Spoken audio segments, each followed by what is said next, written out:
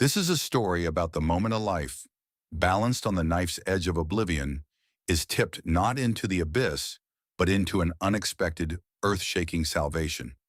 It's the story of a man with nothing who gave everything he had to a stranger buried in the snow, a stranger who looked like a monster pulled from a nightmare. He had no idea who he was saving. He had no idea that this single act of desperate, selfless compassion would unleash an army of leather-clad angels.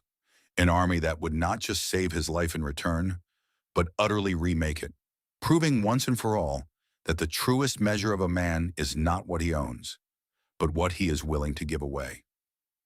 The cold was a physical thing, not just a temperature, but a presence.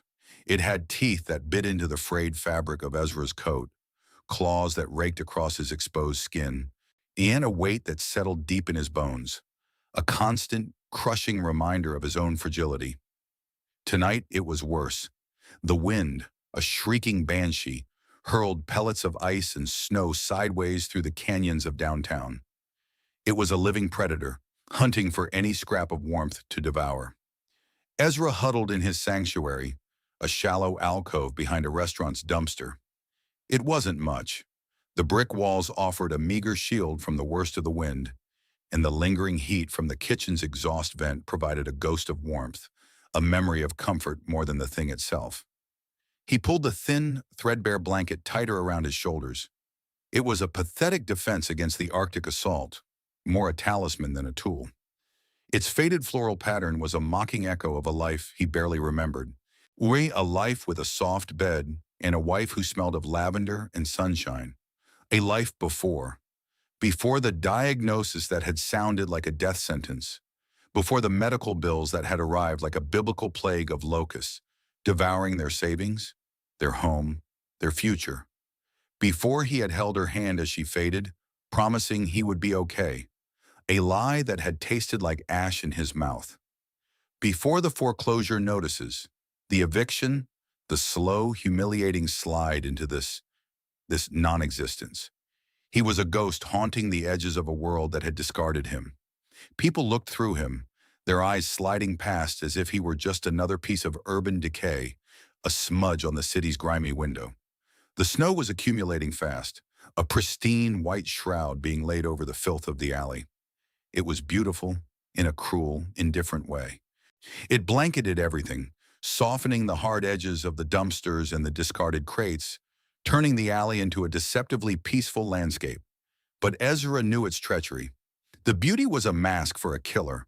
The soft, silent blanket of white could steal the life from a man just as surely as a knife to the heart. He had seen it happen. Last winter, old Marcus, who slept under the bridge, had been found frozen solid, a statue of forgotten suffering. A tremor ran through him, one that had nothing to do with the cold. It was fear, a deep, primal terror that this night, this storm, would be his, that he would simply lie down in his little brick cave and not wake up, that the snow would be his final blanket. He had to move. It was the first rule of survival on the streets in winter. Don't get comfortable. Don't let the cold, sweet, and lulling song trick you into sleep. Movement was life. He pushed himself to his feet, his joints screaming in protest. Every muscle ached with a deep, penetrating cold that felt permanent. He wrapped the blanket around himself like a cloak, a beggar king in a fallen kingdom of trash and sorrow. He stumbled out of the alcove into the full fury of the blizzard. The wind hit him like a physical blow, stealing the air from his lungs. The snow was a blinding curtain, reducing the world to a swirl of white and gray. Streetlights were just hazy, diffused glows in the distance, promising a warmth in a world he could no longer access. He didn't have a destination. There was no somewhere to go. There was only away from the siren call of a final frozen sleep. He shuffled forward, head down, one foot in front of the other, a slow, painful pilgrimage to nowhere. The city was deserted. The storm had chased everyone indoors into their cocoons of light and heat. The only sound was the howl of the wind and the crunch of his own worn-out boots on the rapidly deepening snow. He was utterly, terrifyingly alone. He passed a bar, its windows fogged, the muffled sound of laughter and music leaking out into the storm. For a moment he paused, a moth drawn to a flame he could never touch. He could see silhouettes moving inside, people living their lives oblivious to the man freezing to death just a few feet away. He felt a surge of something hot and bitter in his chest. It wasn't envy, not exactly. It was a profound, aching sense of injustice. He had worked hard his whole life. He had served his country. He had loved his wife. He had done everything right. And this was his reward. He turned away from the window and trudged on, the brief flare of anger extinguished by the overwhelming cold. He had to keep moving. That's when he saw it. At first, it was just a dark shape against the white, a lump in the snow at the mouth of another, wider alley. A discarded piece of furniture, maybe, or a pile of trash bags the snow hadn't fully covered yet. But as he drew closer, the shape resolved itself. It wasn't trash. It was a motorcycle. A monster of a machine, all chrome and black metal, lying on its side like a slain beast. And next to it, half buried in a snowdrift, was a man. Ezra's first instinct was to turn away. This was trouble. The streets taught you to avoid trouble.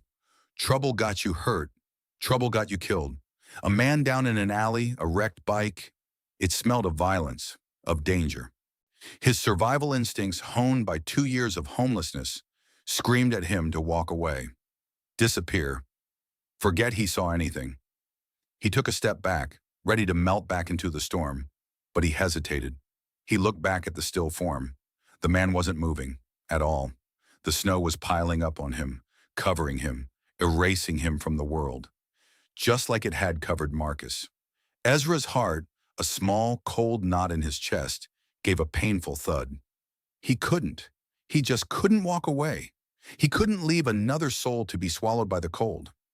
Maybe it was the memory of his wife's hand in his. Maybe it was the ghost of the man he used to be, the man who helped people. Or maybe it was just a flicker of shared humanity in the face of the storm's impersonal cruelty. Cursing his own foolishness, he moved closer. Every step was a debate, a war between the part of him that wanted to live and the part of him that couldn't live with himself if he didn't try.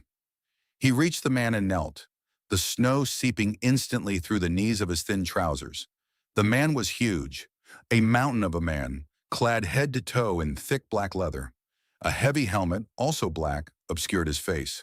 On the back of his leather vest, partially visible beneath the gathering snow, was a patch, a snarling grizzly bear, its claws extended, surrounded by a circle of arcane-looking text. This was a biker, not just a weekend rider. This was the real deal, the kind of man mothers warn their children about, the kind of man who radiated an aura of contained violence even when unconscious. Ezra's fear returned, cold and sharp. These men were a law unto themselves. They didn't mix with the outside world, and they certainly didn't ask for help from ghosts like him. Getting involved could be a death sentence of a different kind, but the man was so still, too still. With trembling fingers, Ezra reached out and brushed the snow from the man's neck, searching for a pulse. The leather of his collar was stiff with cold. He pressed his numb fingertips against the thick, corded muscle of the man's neck. For a terrifying second, he felt nothing. Then a faint, thready beat, slow, dangerously slow. But it was there. The man was alive. A wave of something, relief, terror, responsibility, washed over Ezra. He was no longer just a witness. He was involved. This man's life for this moment was in his hands. He had to get the helmet off. He fumbled with the strap, his fingers clumsy and stiff. The buckle was frozen. He pulled off his thin gloves and used his bare hands, the metal burning his skin with its cold. Finally, the strap came loose. He carefully lifted the helmet. The man inside was probably in his late 50s. A thick, graying beard covered the lower half of his face, dusted with ice crystals. His face was pale, almost blue, and a nasty gash on his temple was matted with frozen blood. He must have hit his head when the bike went down. Ezra knew he couldn't move him.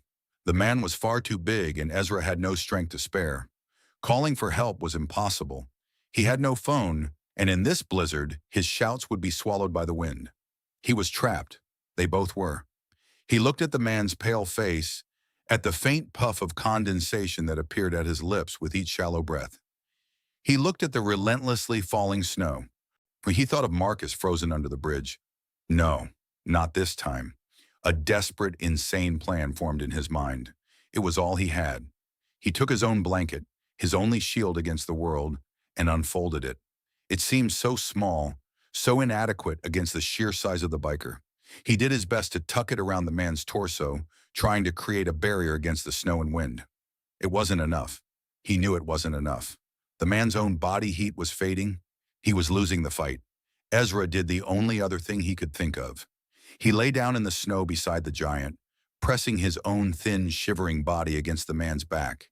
He draped the end of the blanket over himself, creating a crude, shared cocoon. The cold from the man's leather-clad body was shocking, a drain that seemed to suck the very marrow from Ezra's bones. It was like lying next to a block of ice. His body screamed in protest. Every instinct told him to pull away, to save himself. But he gritted his teeth and pushed closer, trying to force his own meager warmth into the frozen giant. He wrapped his arms around the man's chest, a frail branch clinging to a fallen oak. "It's okay," he whispered, his voice a reedy tremor in the howling wind. He wasn't sure who he was talking to. The man, himself, God. "Just hang on, we'll be okay." He closed his eyes, the snow collecting on his eyelids, his face. He focused on the faint, slow rhythm of the man's breathing, on the fragile pulse he had felt in his neck. He made it his mantra, in, out, thump, thump. Life. The first hour was agony. The cold was a relentless invasion, seeping into every cell. His shivering became uncontrollable. Violent spasms that shook his entire frame. He thought about his wife, about the warmth of her hand, and tried to channel that memory into his own frozen limbs. The second hour, the shivering began to subside. He knew this was a bad sign. It meant his body was giving up, conserving the last of its energy. A dangerous lethargy began to creep over him. The snow no longer felt cold, but soft. The wind's howl sounded like a lullaby. Sleep. It would be so easy to just sleep. He forced his eyes open. He looked at the back of the biker's massive head. He thought about the faint pulse. He had made a promise, even if only to himself. He would not let this man die. He would not let the storm win. He began to talk, his voice hoarse, his words snatched away by the wind. He talked about his wife, Mary. He told the unconscious biker about the day they met at a 4th of July picnic. He described the color of her eyes, the sound of her laugh. He talked about the small house they had owned, with the rose bushes he could never seem to prune right. He talked about his job at the accounting firm, the quiet satisfaction of numbers that balanced, of a world that made sense. He was narrating a life that no longer existed, breathing its ghost into the frozen air. He was trying to keep himself awake, to keep himself anchored to the world. And maybe, just maybe, he was trying to keep the biker anchored too. A human voice in the heart of the storm, a thread of connection to the living. The third hour passed. The fourth. Time lost all meaning. There was only the white, the wind, and the cold. His voice was gone, reduced to a dry rasp. His body was a numb, aching weight. He was fading. He pressed his ear against the man's leather-clad back. He strained to hear the heartbeat, the breath. It was still there, faint but steady. A little stronger, maybe? Or was that just wishful thinking? He clung to that thought. He had to be making a difference. His own life force, draining away, was fueling this stranger's. It was a strange, terrible, and somehow beautiful transaction. He didn't know how much longer he could last. He felt consciousness fraying at the edges. The world was dissolving into a gray haze. He thought he saw Mary's face, smiling at him from just beyond the curtain of snow. She was holding out her hand.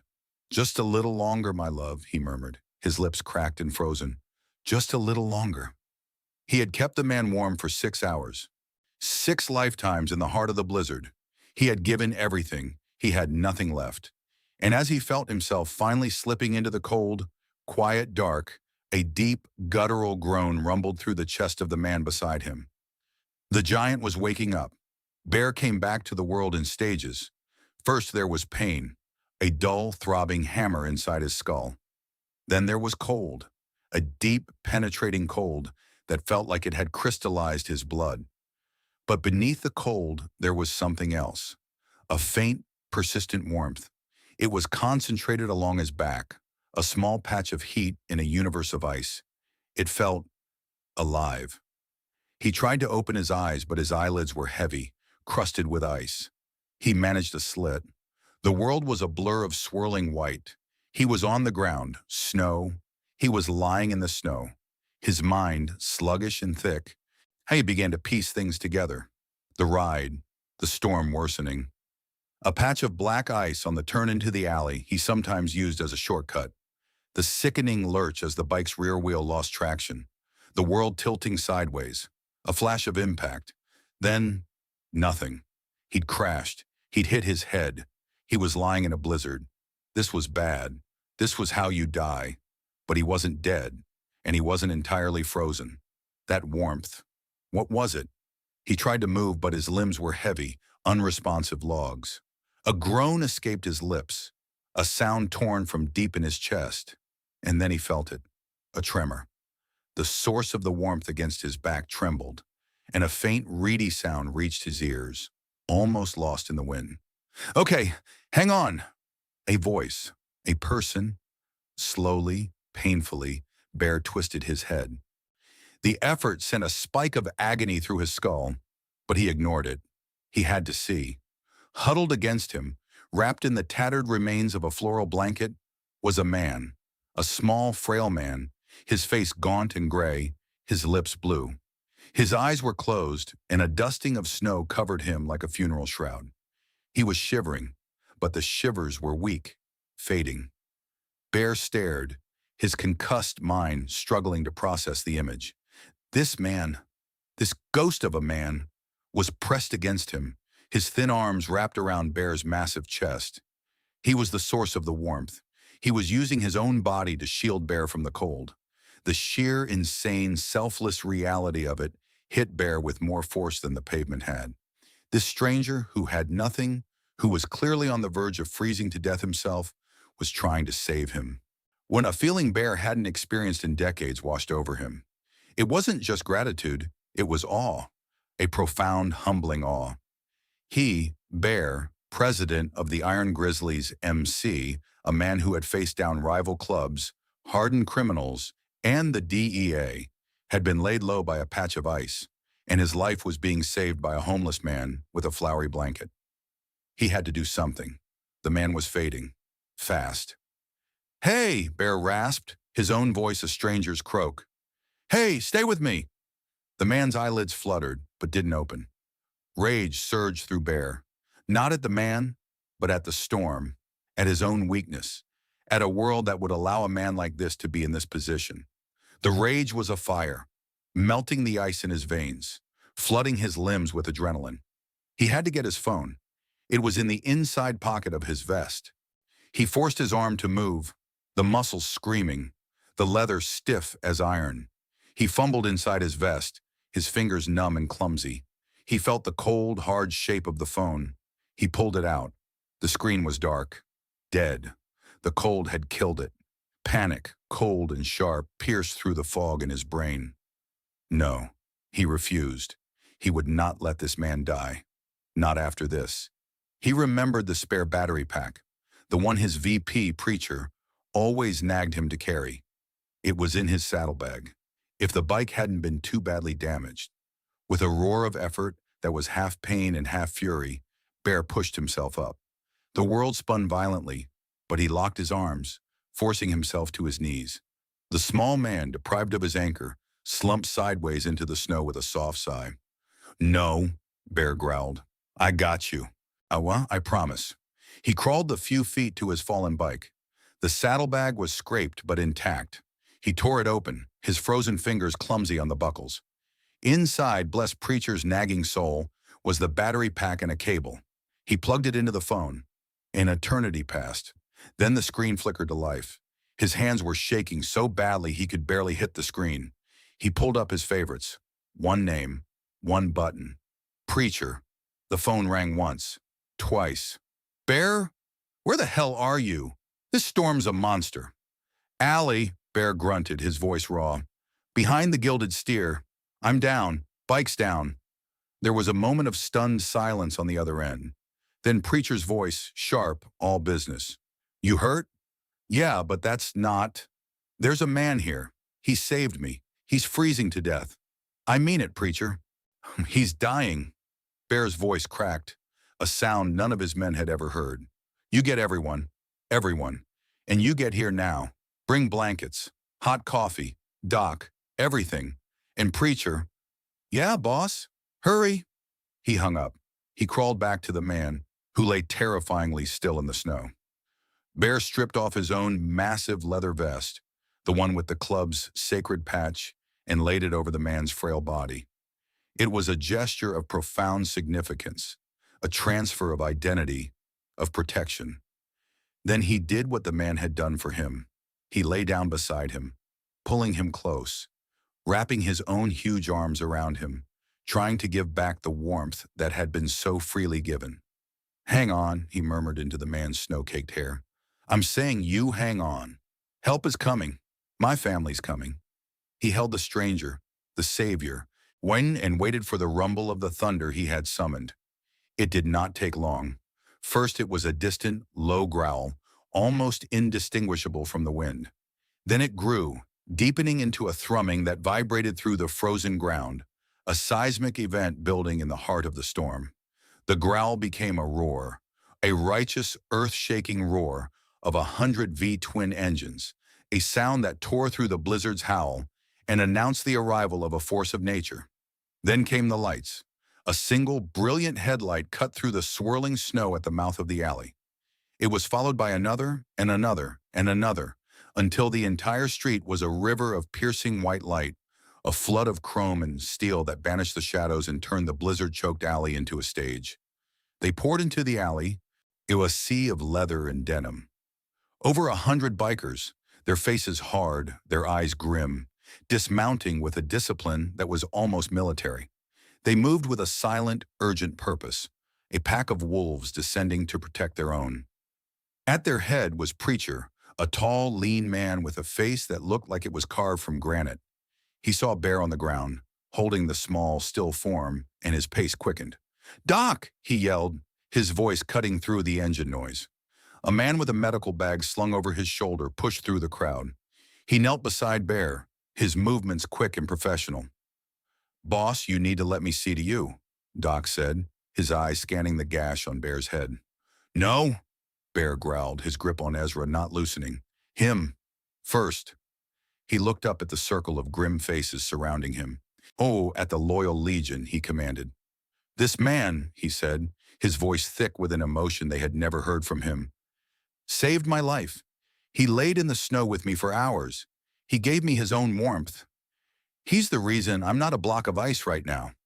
A wave of understanding, of collective shock and respect, passed through the assembled bikers. Their hard eyes softened as they looked at the frail, unconscious man in their president's arms. He was no longer just some vagrant. He was the man who had saved their king. He was one of them. Doc turned his attention to Ezra. He gently checked his pulse, his respiration. He lifted an eyelid. "He's alive. Severe hypothermia. We need to get him warm now." Instantly, the club became a well-oiled machine of rescue. Blankets appeared, thick wool and thermal foil. A thermos of hot, sweet coffee was uncapped, the steam rising like a prayer into the cold air. They gently lifted Ezra from Bear's arms, wrapping him in layer after layer of warmth. Bear struggled to his feet, swaying, Preacher's hand instantly on his arm to steady him. "We've got him, Bear," Preacher said, his voice low and steady. "We've got him." They carried Ezra to the club's custom van, which had been converted into a mobile command center and makeshift ambulance. They laid him on a cot inside, stripping off his wet, frozen clothes and covering him with more blankets. Doc started an IV to deliver warm fluids directly into his system. Bear stood in the doorway of the van, watching, his massive frame blocking out the storm. He saw the man's thin, scarred body, the geography of a hard life written on his skin. He saw the faded floral blanket they had placed beside him on the cot. He felt a paternalistic rage so pure and so potent it almost buckled his knees. A rage directed not at a person, but at the world itself. A world that could take a man who had this much good in him, this much courage, and break him, discard him, leave him to die in the snow. It was wrong. It was an offense against the code he and his club lived by. You protect your own. You honor courage. You repay your debts. And the debt he owed this man was immeasurable. He turned to Preacher. Find out who he is, he said, his voice a low, dangerous rumble. I want to know everything. Where he came from. What happened to him? Who did this to him? Preacher nodded, his expression grim. He already had two of the club's tech experts on their laptops inside the van. We will. And Bear, we'll turn this city upside down. I'm not saying we turn it upside down, Bear said, his gaze fixed on Ezra's pale face. I'm saying we make it right. Whatever it takes. I promised him. I promised. The Iron Grizzlies did not move with half measures. When their president gave an order, it was executed with the relentless efficiency of a force of nature. While Doc worked to stabilize Ezra in the back of the van, the club's intelligence network, a sprawling web of contacts, favors, and digital ghosts, went to work. The man had no wallet, no identification. He was a John Doe, but he had a face. Rhino, the club's tech savant, a man whose tattoos of binary codes spilled down his forearms, ran a facial recognition scan against every database he could access, legal and otherwise. It took less than 10 minutes. Hassan's name appeared on the screen. Ezra Collins, age 62. Veteran, former homeowner, former senior accountant. And then came the story, pulled from a dozen different sources, public records, credit reports, hospital billing archives that Rhino accessed with contemptuous ease. It was a depressingly common tragedy, a story of a life dismantled piece by the faceless, grinding gears of the system. Preacher brought the tablet to Bear, who was now sitting in the front of the van, a thick blanket around his own shoulders, sipping hot coffee. He read the screen, his expression growing darker with every line. Ezra's wife, Mary, diagnosed with a rare, aggressive cancer, the insurance that covered only a fraction of the experimental treatments. The second mortgage on their modest home, the retirement savings drained to nothing. The heartbreaking, inevitable loss of Mary. And then, the aftermath. The bank, a regional entity called Sterling Trust Financial, had foreclosed on the house with brutal speed. The medical debt collection agency, a predatory firm named Apex Recovery Services, had garnished what little was left of his bank account. A man who had built a life of quiet dignity over 40 years was rendered destitute in less than 6 months. He had fallen through every crack, every safety net failing him. He was a good man, a veteran, a widower, crushed by misfortune and kicked to the curb by institutional greed. Bear finished reading and handed the tablet back to Preacher. He was silent for a long time, listening to the hum of the van's heater and the fading howl of the storm. The rage he had felt earlier had cooled, so hardening into something far more dangerous, purpose. Tomorrow morning, he said, his voice calm, steady, and utterly devoid of mercy. First light, we pay some visits. Preacher nodded. Who's first? The bank, Bear said. Sterling Trust. They were the first to put the boot in. They get the first visit. He paused. I want everyone there. Full colors. We're going to make a statement. He looked back at the sleeping form of Ezra Collins, whose breathing was now deeper, more regular. Doc had managed to bring his core temperature up. The color was slowly returning to his face. This man showed more honor freezing in an alley than any of those parasites in suits have in their entire lives, Bear said, more to himself than to Preacher. They're about to get a lesson in what honor really means. The next morning, the storm had passed, leaving the city buried under a thick, pristine blanket of white. The sky was a brilliant, cloudless blue. It was a beautiful day for a reckoning. At 9 a.m. sharp, as the doors of Sterling Trust Financial's downtown headquarters opened for business, the thunder returned. It started as a low rumble in the distance, then grew into a ground-shaking roar that made the plate glass windows of the bank lobby vibrate. 115 members of the Iron Grizzlies MC, riding in tight, disciplined formation, descended on the financial district. They didn't park haphazardly. They formed a perfect, intimidating perimeter around the entire city block, their gleaming motorcycles creating a chrome and steel barricade. Then in silence, they dismounted. Led by Bear, they walked up the granite steps of the bank. Outdoor Bear was not wearing a helmet. His face was set like stone, the gash on his temple covered by a stark white bandage. He wore his leather vest, the snarling bear on the back seeming to bristle with contained fury. They didn't rush. They walked with a slow, deliberate pace, the sound of their heavy boots on the marble floor, the only sound in the suddenly silent lobby. Bank tellers froze, their hands hovering over their keyboards. Customers stopped mid-sentence. A security guard, a young man who looked barely out of his teens, took one look at the sea of leather and skulls pouring through the doors and wisely decided to become part of the architecture. The bikers didn't speak. They didn't threaten. They simply filled the space. They lined the walls, stood in the queues, occupied every available inch of floor. Their sheer mass, their silent, unified presence was more terrifying than any shouted threat. It was a complete and total psychological takeover of the environment.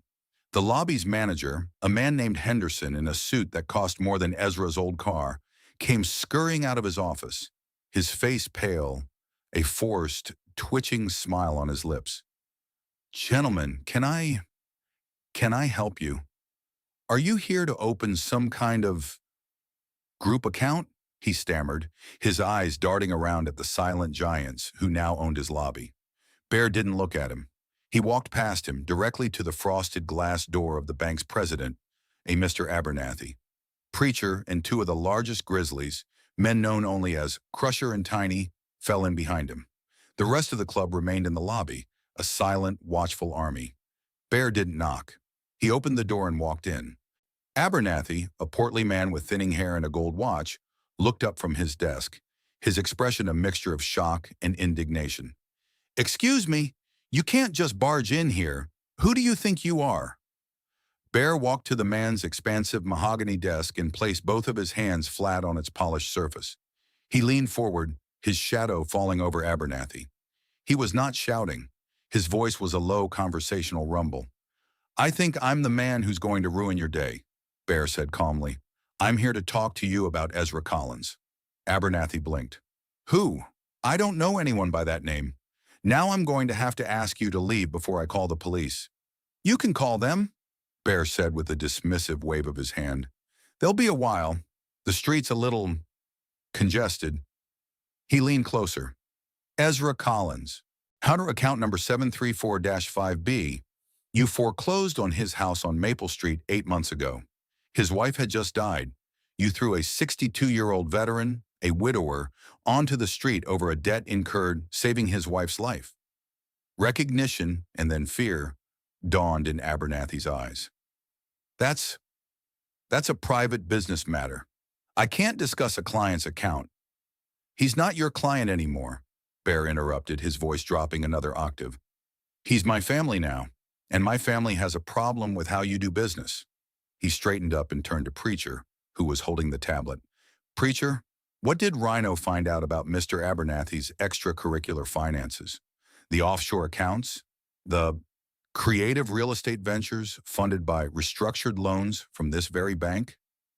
Preacher smiled, a chilling, predatory expression. "And it's very interesting reading, Bear. I'm sure the IRS and the Federal Banking Commission would think so too. We have it all right here, ready to be sent with the push of a button." Abernathy's face went from pale to ashen. Sweat beaded on his forehead. What do you want?" "I want you to make it right," Bear said, turning back to him. "You are going to buy back Mr. Collins's house from whoever owns it now, at any cost. You are going to refurbish it, top to bottom. You are going to pay off the remaining balance of the original mortgage, and you are going to sign the deed over to him, free and clear. You are also going to deposit a sum into a new account for him, a sum large enough to compensate him for 2 years of lost life and unimaginable suffering. I have a number in mind. It's a big one." "That's impossible." "Ah, that's extortion," Abernathy squeaked. Bear snorted. "Extortion? You're a banker. Don't talk to me about extortion. I'm calling it a debt being paid. A moral debt. Last night, I almost died in a snowstorm. I was saved by a homeless man who used his own body to keep me from freezing. That man was Ezra Collins. He is a better man than you will ever be.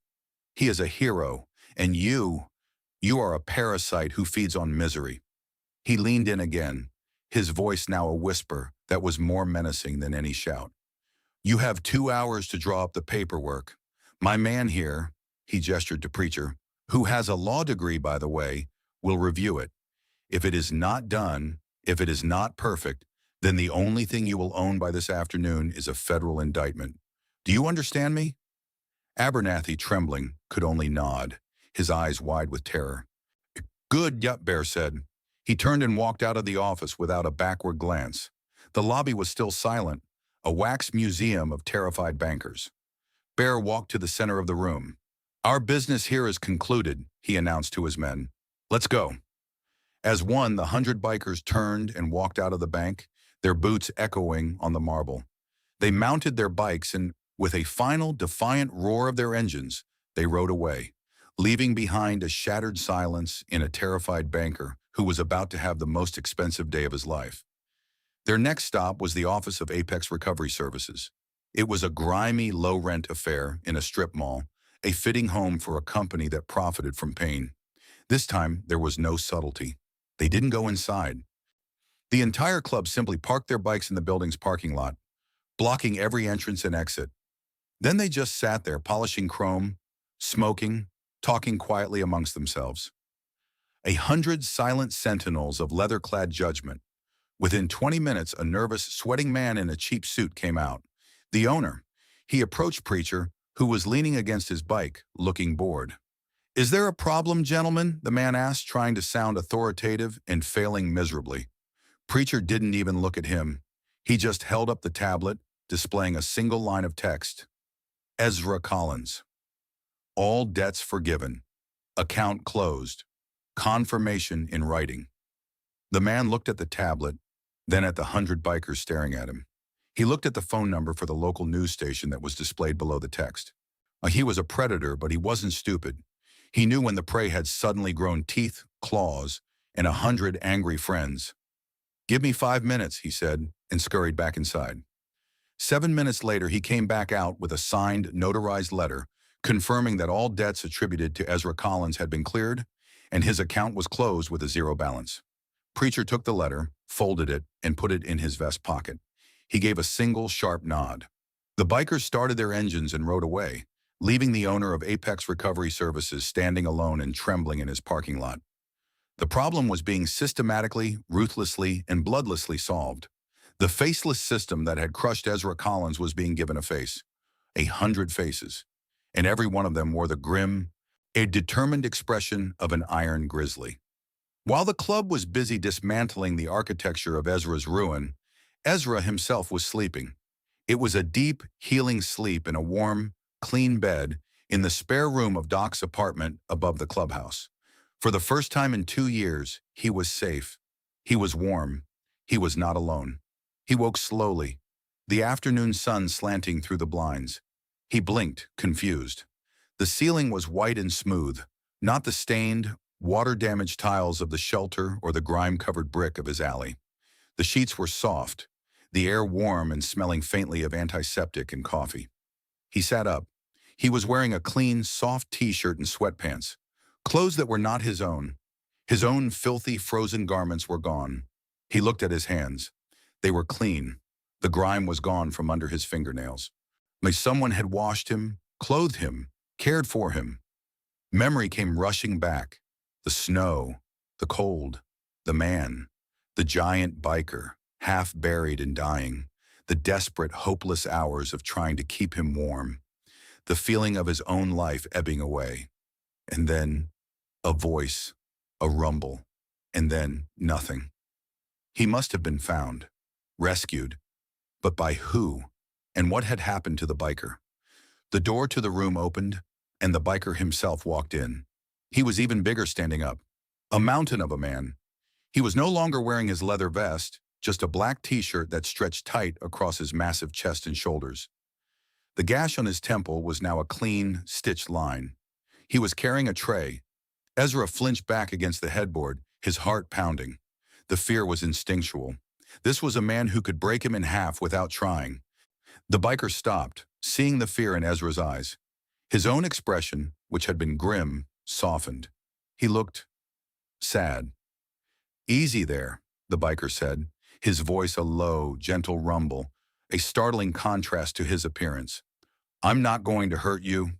You're safe here." He set the tray down on the bedside table.